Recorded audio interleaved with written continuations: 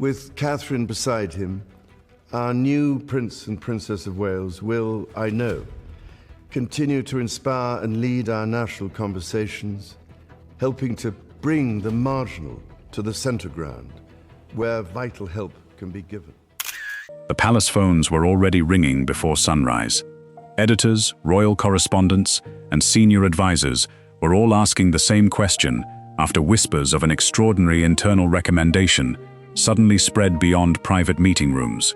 According to growing royal speculation, Catherine had reportedly been selected to take a far greater coordinating role in the future direction of key royal trust activities, and somehow that confidential decision had reached the public before the palace was ready to respond.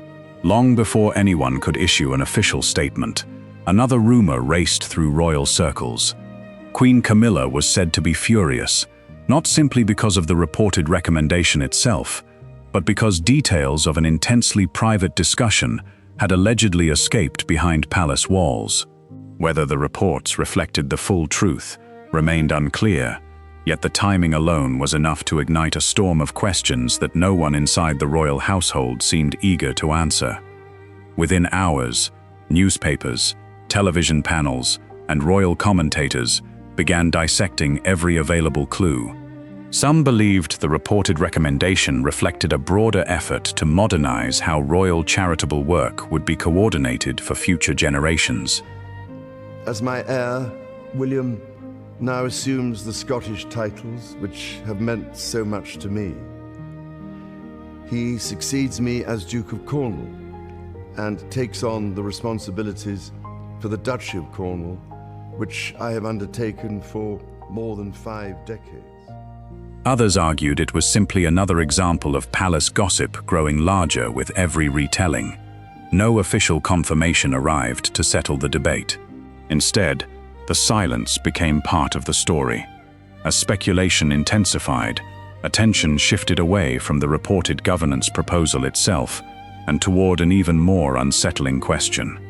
Who wanted this information outside the palace before anyone had approved its release?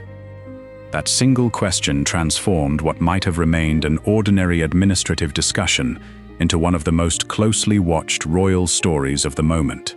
If someone had deliberately leaked confidential conversations, then the real conflict might not be about charitable trusts at all. It could be about influence, reputation, and the quiet struggle over who would shape the monarchy's next chapter. Every new report seemed to deepen the mystery instead of resolving it, drawing more viewers into a story that appeared to grow more complicated by the hour. Hi viewers, if you believe the future of the monarchy should be guided by transparency and accountability rather than secrecy, don't just watch this story unfold. Tell us yes in the comments if you support openness inside the royal family. Every like, every subscription, and every share helps us continue uncovering the royal stories many people believe deserve closer attention. If enough people refuse to look away, the conversation continues. If not, these questions simply disappear behind palace walls. Inside royal households, confidential recommendations rarely become public overnight.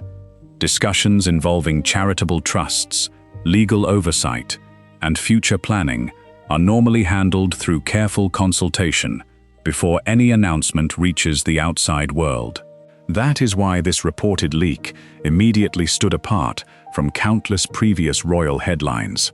According to commentators following the story, the unusual sequence of events suggested either an extraordinary communication failure or a calculated decision by someone with access to sensitive information. Both possibilities carried serious implications, and neither could be dismissed without raising uncomfortable questions.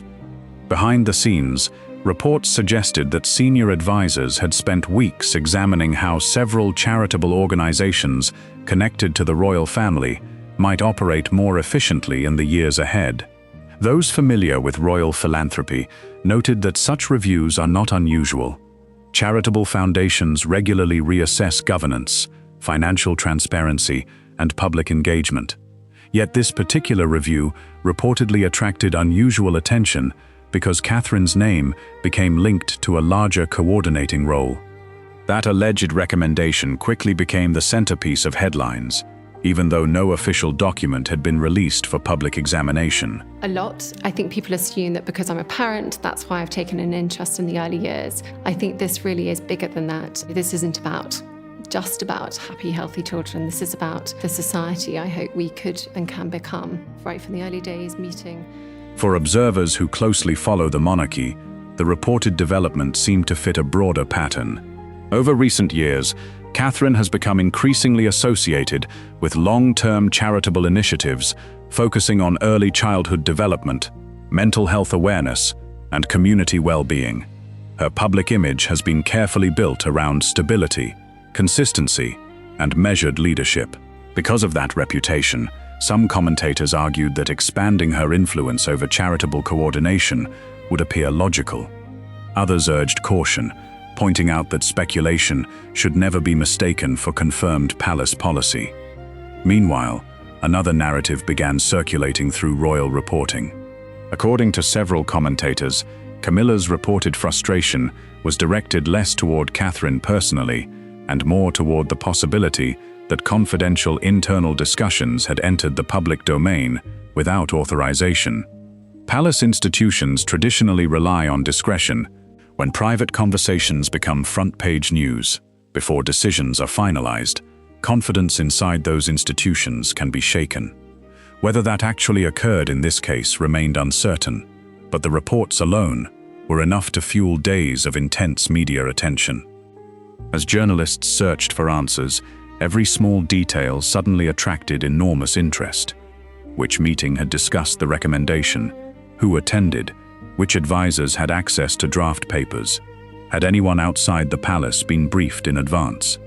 Every unanswered question encouraged another wave of speculation. Royal experts appeared on television, explaining how governance reviews typically function, while newspapers published competing accounts from unnamed sources claiming to understand what had happened behind closed doors. The more explanations emerged, the less certain the overall picture appeared. Then another detail quietly entered the conversation. According to reports circulating among royal commentators, some palace staff allegedly became aware of the leaked recommendation almost simultaneously with journalists. If accurate, that would mean people working inside the institution learned about a supposedly confidential proposal through media reports rather than internal communication. Such claims remain unverified, yet they immediately raised concerns about whether the leak itself had become a larger problem than the recommendation it revealed.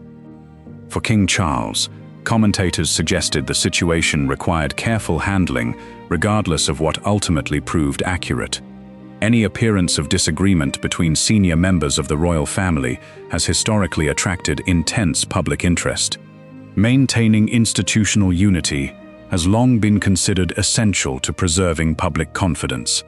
Even rumors of internal divisions can dominate headlines for weeks, particularly when they involve figures as prominent as Catherine and Camilla. Outside palace gates, public reaction quickly divided into competing camps.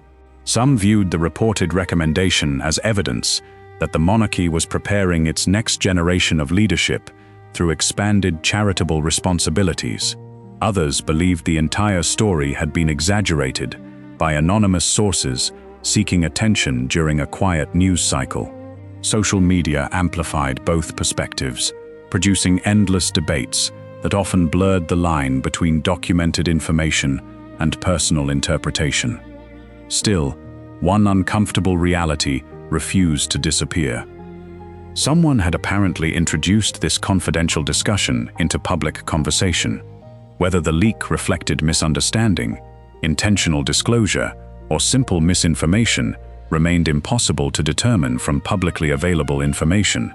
Yet its impact was undeniable. Reporters who normally focused on ceremonial appearances suddenly redirected their attention toward legal advisors, trustees, confidential meetings, and internal communications.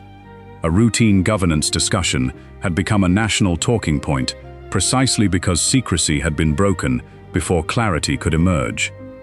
This is also a time of change for my family. I count on the loving help of my darling wife, Camilla. In recognition of her own loyal public service since our marriage 17 years ago, she becomes my Queen Consort. As evening settled over London, palace officials reportedly continued declining requests for comment, allowing speculation to fill the silence. Every hour, without an official explanation, encouraged fresh theories, each more dramatic than the last. Some believed the story would quietly disappear within days. Others suspected it represented only the opening chapter of a much larger struggle, unfolding behind palace walls. What almost no one realized was that investigators and journalists were no longer asking whether Catherine had reportedly been given a greater role in royal trust coordination. They were asking something far more dangerous. Who wanted the world to believe that story before the palace was ready to tell it? The confidential files had barely hit the mahogany table before the first heated exchange echoed through the private review room. Months before any headline reached the public, senior advisors were already locked in a sharp disagreement that threatened to fracture palace protocol. Leaked briefing notes now reveal that a quiet review of royal trust governance had descended into an intense tug-of-war over authority, legacy, and administrative control. Outside, London went about its day, unaware of the rift forming inside the household. Inside, the atmosphere was suffocating. Paperwork detailing millions in charitable assets sat alongside draft proposals that clearly recommended a major shift in oversight. The central recommendation was explicit. Catherine, Princess of Wales, was to be granted an expanded coordinating role over key royal trusts to ensure long-term stability and public modernizing efforts. The moment those words were spoken aloud in that confidential meeting, the room fell silent. Senior advisors had initially gathered under the pretense of a routine governance audit.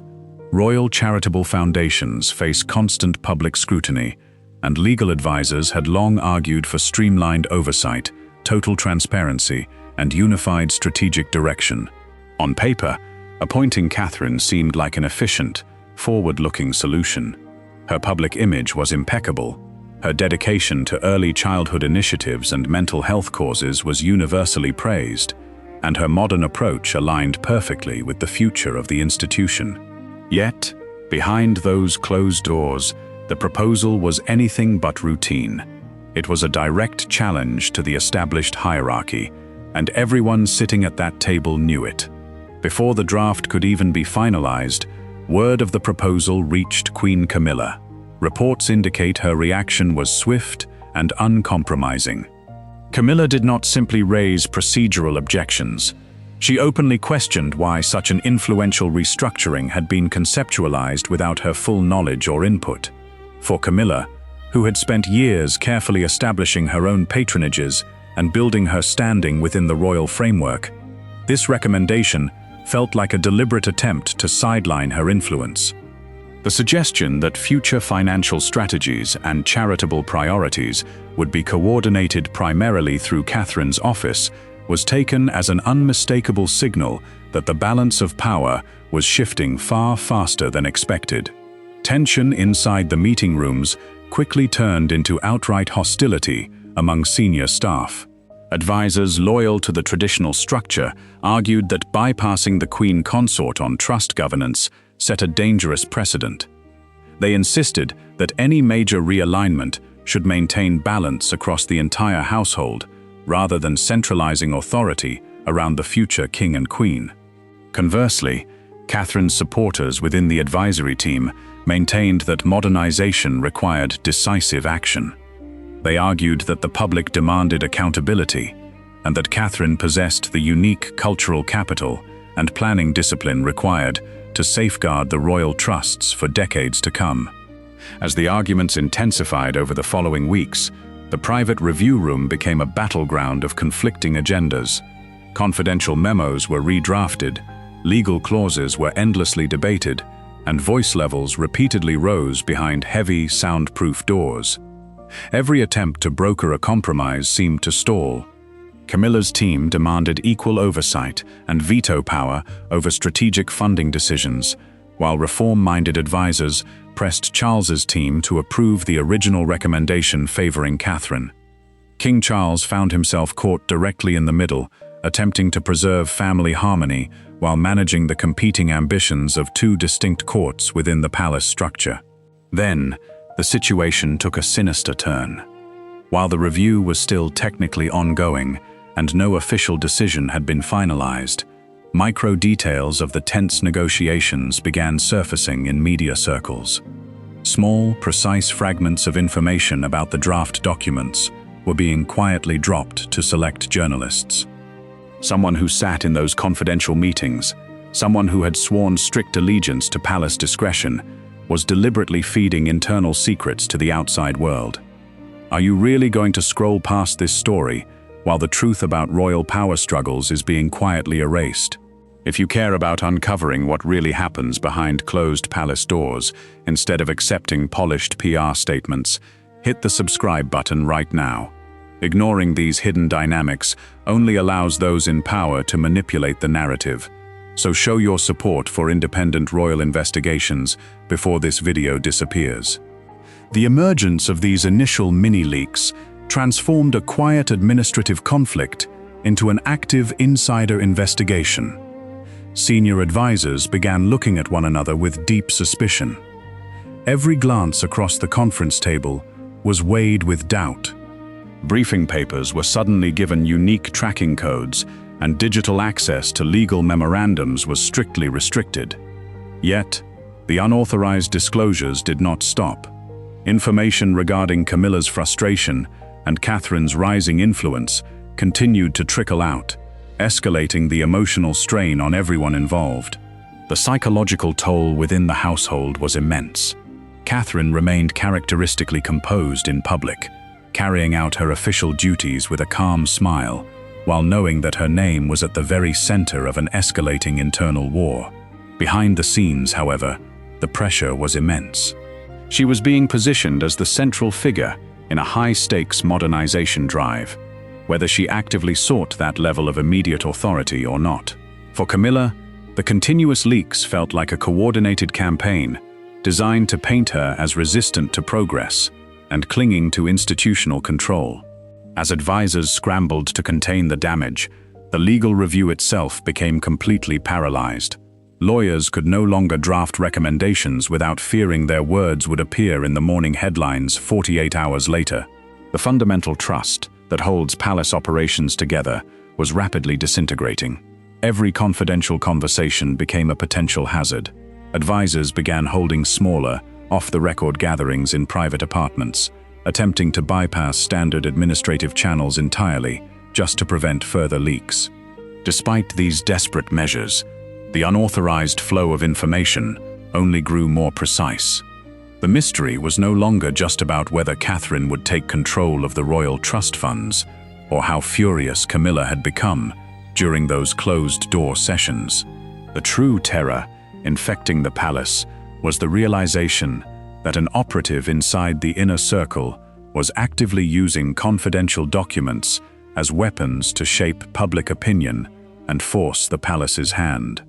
It was during one of these emergency off-the-record briefings that a senior staff member made a disturbing observation. The timing of the disclosures aligned perfectly with key milestones in the review process. Whoever was leaking the information knew the exact schedules, the exact phrasing of the confidential memos, and the precise emotional pressure points of both Catherine and Camilla. This was not careless gossip from a low-level staff member. It was a calculated, surgical extraction of high-level intelligence designed to create maximum chaos inside the royal household. With every passing day, what they were going through, what their experiences of parenthood was really like, but also meeting amazing people who had done fantastic work up and down the country in supporting families and children in the early years too. The atmosphere inside Buckingham Palace grew heavier. The administrative review that was supposed to secure the financial future of royal charities had instead exposed deep ideological fractures. Advisors were forced to choose sides, communications teams were left in the dark, and the monarch was left struggling to maintain control over an escalating crisis that threatened to spill into a full-blown public scandal. The breaking point arrived late on a Thursday afternoon, when a draft of the legal memorandum detailing Catherine's proposed coordinating authority completely vanished from a secured server. Within hours, phone lines between palace press officers and investigative journalists began ringing non-stop.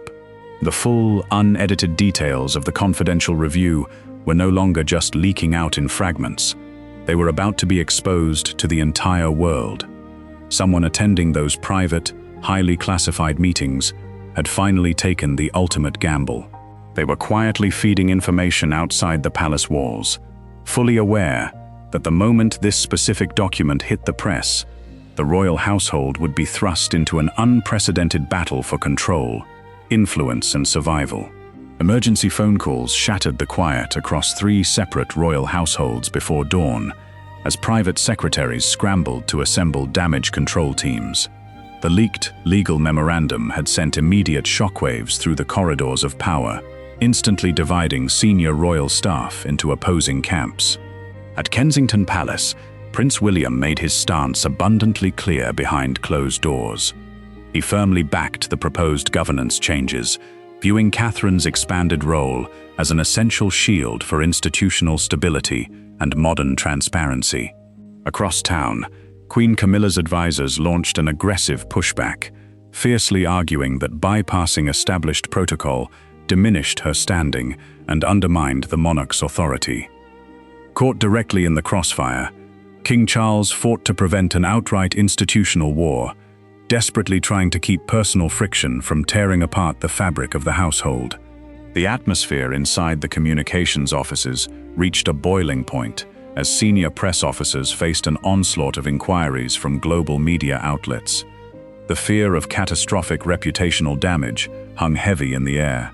Public relations strategy sessions descended into heated debates over whether to issue a formal denial or remain completely silent. Issuing a statement risked validating the leaked papers, while remaining silent allowed speculation to spiral out of control.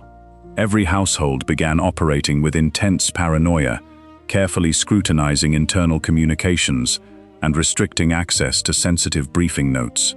Outside palace walls, investigative journalists were already piecing together the digital and paper trail. Reporters methodically cross-referenced internal email metadata, briefing timelines, and confidential meeting schedules leaked from anonymous sources. They tracked every movement of key legal advisors and trustees who had entered Buckingham and Kensington Palace over the preceding months. The media was no longer just reporting on royal engagements.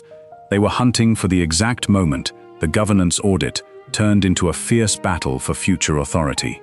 While press officers frantically drafted conflicting responses, journalists focused their attention on one overlooked legal memorandum buried deep within the audit files. This specific document had initially been dismissed by junior advisors as standard administrative jargon. However, a closer examination of its precise phrasing revealed something far more explosive. The memorandum explicitly detailed a structural transfer of advisory oversight, effectively insulating long-term charitable funding decisions from traditional palace veto power and placing strategic control squarely under Catherine's modernizing initiative. If you choose to turn a blind eye to this moment, you are allowing the truth to be buried beneath polished press releases. Millions of viewers blindly consume soft headlines, while ignoring the cold reality of power dynamics unfolding right in front of them. Subscribe to this channel right now if you actually care about digging past surface-level narratives, or accept that you are letting those who hold the secrets control what you are allowed to know. The biggest revelation of this entire investigation is still ahead, and walking away now means leaving the truth behind. The discovery of this legal memorandum altered the entire dynamic within royal circles. It was no longer possible for advisors to claim the proposal was merely a routine procedural update. The language was black and white. It proved that legal teams had spent months crafting a framework that would fundamentally reshape how future royal influence was distributed and preserved. The text revealed that Catherine was not simply being asked to lend her name to charitable causes. She was being positioned to guide the strategic financial priorities of the institution's core trusts for generations to come.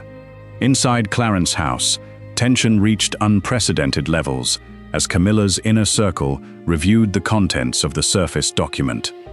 Legal experts within her camp argued that implementing such a framework created a dangerous precedent, effectively creating two competing centers of administrative influence within the royal family. They warned that allowing a distinct household to exercise primary control over major funding allocations would gradually diminish the standing of the reigning monarch's office. The conflict had escalated far past administrative preferences. It was now a battle over institutional precedence and public authority. Prince William remained resolute in his support of the proposal. Insiders reported that his commitment to the restructuring was rooted in a pragmatic vision for the monarchy's survival in an era of heightened public scrutiny. He recognized that public trust depended on total transparency and rigorous governance. In his view, Catherine possessed the ideal public standing and organizational discipline to anchor these initiatives. However, his strong backing of the memorandum intensified friction with senior officials who believed the transition was being pushed forward far too quickly. King Charles found himself in an agonizing position as monarch and father. He recognized the valid points raised by both sides, yet he understood that open division within the royal household posed a massive threat to public confidence. He held private, unannounced consultations with constitutional scholars and senior trustees, attempting to draft a compromise that would satisfy Camilla's demand for respect and inclusion while preserving the modernizing scope of Catherine's role. Yet every proposed compromise was met with resistance from one faction or the other.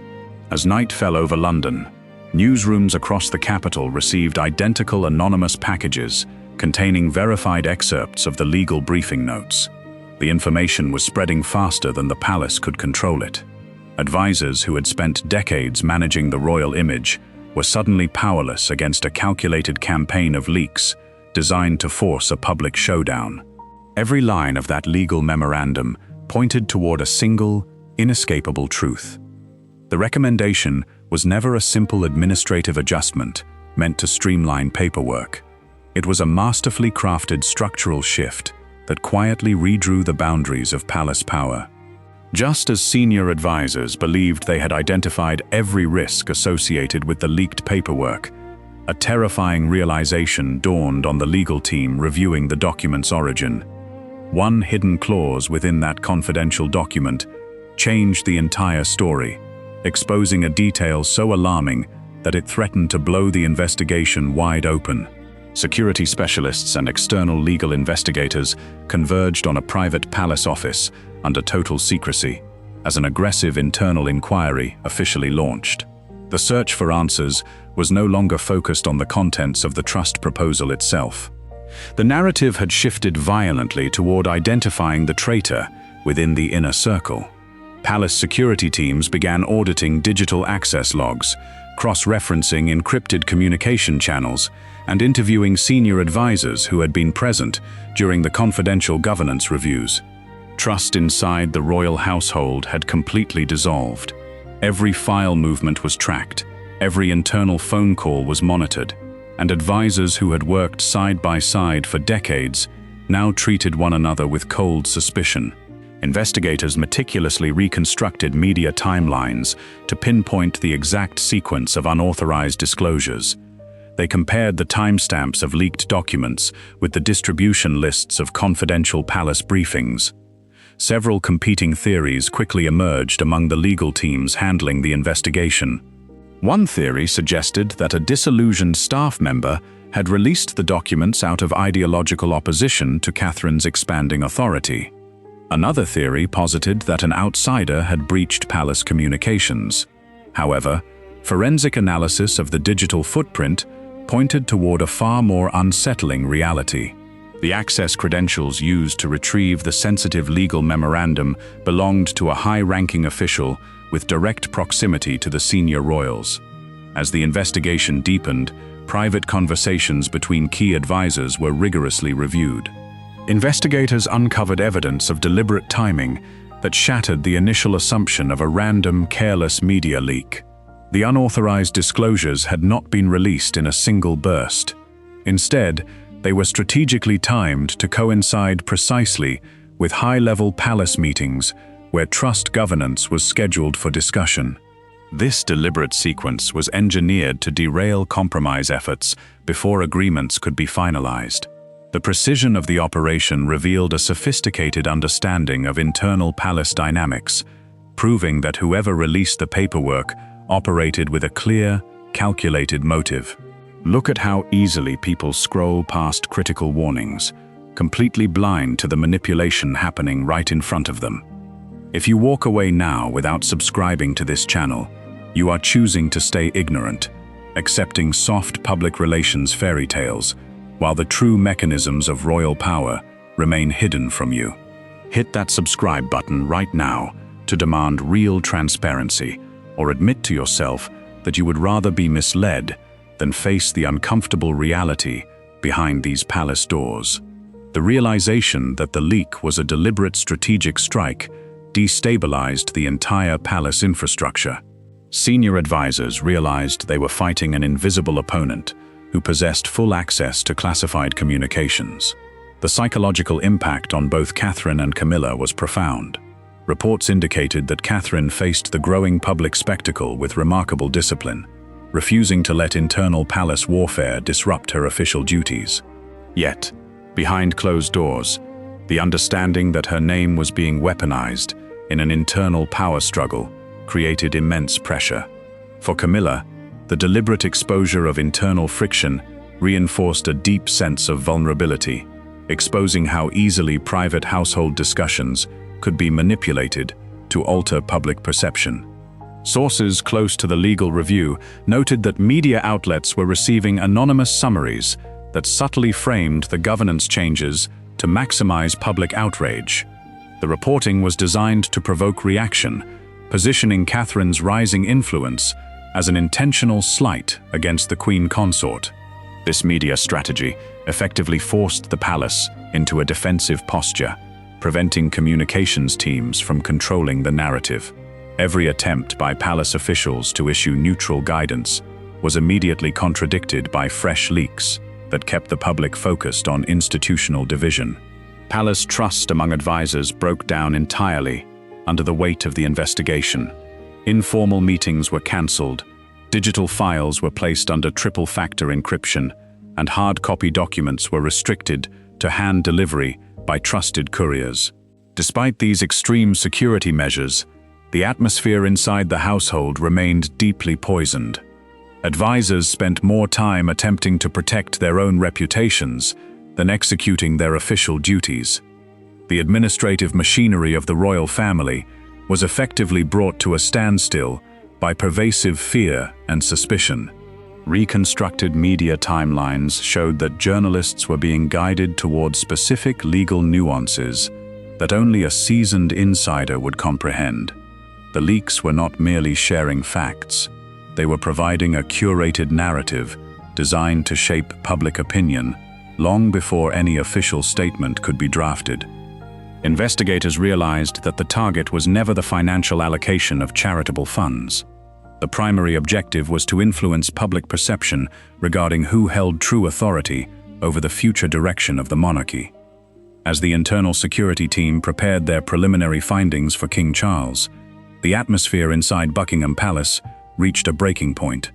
The inquiry had uncovered a trail of digital footprints, altered file permissions, and confidential meeting transcripts that pointed directly toward the upper echelons of palace management.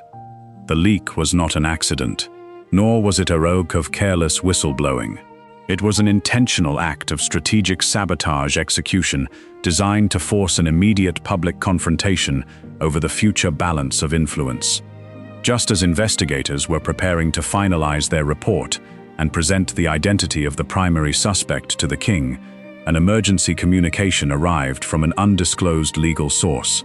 One final confidential briefing paper was delivered to the investigative team late at night, containing a single revelation that completely inverted the investigation and exposed a truth far more dangerous than anyone had dared to imagine. The final confidential briefing paper was laid out under the harsh light of a private study, as senior advisors confronted the chilling truth they had tried so desperately to avoid. The investigation was over, but the resolution brought no relief. The emergency document revealed that the trust governance recommendation was never truly about charitable fund management or legal compliance. It was a proxy war, a carefully calculated move designed to test the waters for an inevitable institutional transition. Allegations and insider speculation now suggest that the confidential proposal was crafted to signal a broader, quieter shift toward the next generation of royal leadership, placing Catherine and William at the strategic core of the monarchy's public identity long before any crown officially changes hands. The shockwaves of this final revelation vibrated through every corridor of the palace. Public attention had naturally gravitated toward William and Catherine as the modern face of the institution, but this leaked document converted abstract public preference into concrete administrative policy. The proposal effectively mapped out a reality where long-term public engagement, key financial priorities, and institutional messaging would be anchored around the Princess of Wales. For the palace, this exposed an excruciating dilemma. They were now forced to confront uncomfortable questions regarding institutional influence, continuity, modernization, and the fragile nature of public trust in a rapidly changing world. Queen Camilla was left facing a harsh, unyielding reality. According to sources close to the household, she recognized that whether the governance recommendation was fully implemented or quietly shelved, the leak had accomplished its true objective. Public perception had irrevocably shifted. The narrative of an evolving, forward-looking core, centered around Catherine, was now embedded in the public consciousness. Every future public engagement, every charitable initiative, and every financial review would now be viewed through the lens of this reported power shift. The leak had successfully rewritten the unwritten rules of palace influence without needing a single official signature. For King Charles, the situation presented an unprecedented challenge to his authority and family unity. The controversy exposed the deep tensions inherent in balancing the immediate reign of the current monarch with the inevitable future of the next generation. Senior staff who had dedicated their careers to preserving institutional stability were left navigating a landscape where confidential decisions were no longer safe behind palace walls. The boundary between private governance and public spectacle had been permanently erased, leaving the household vulnerable to external scrutiny and internal division. How can you sit there and watch the foundation of an ancient monarchy shift without taking a stand? Millions of people passively absorb headlines without ever questioning who controls the narrative or why these secrets are exposed in the first place. If you leave this video now without liking, commenting, and subscribing, you are voluntarily choosing to remain blind to the massive power plays shaping our world. Leave your thoughts in the comments below right now. Do you believe this leaked proposal was a necessary step toward modernization, or was it a calculated betrayal designed to sideline established authority? Hit the subscribe button and turn on notifications immediately, because walking away now means missing the absolute truth when the ultimate reckoning arrives. The narrative crafted by palace communications teams could no longer contain the fallout. The lasting impact of this extraordinary leak stems not from confirmed, legally binding changes in trust authority, but from the undeniable perception that influence within the monarchy is actively shifting. The public has caught a rare, uncensored glimpse into the quiet mechanisms of institutional power, where legacy, image, and authority are constantly negotiated behind closed doors. The scandal transformed a simple administrative audit into a historic turning point. exposing how fragile the perception of unity truly is when long-term influence is at stake. The palace may eventually issue a formal statement explaining the origin of the leak, or they may choose to let the story fade into official silence. But the larger, far more dangerous question remains hauntingly unanswered. Was the leaked recommendation merely an internal governance proposal, or was it the very first public sign that the monarchy's next chapter is already quietly being written? Do not think for a single second that this story ends here.